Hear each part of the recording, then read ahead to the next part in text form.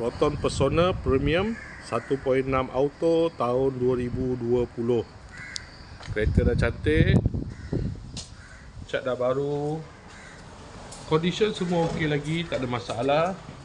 Kereta ni boleh loan bank, loan kredit dan loan kedai. Kalau nak beli cash pun boleh.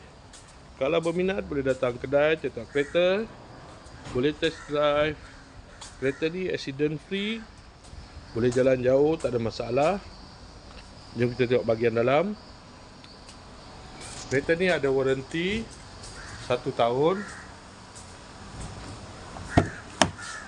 Dalam masih cantik lagi, leather seat.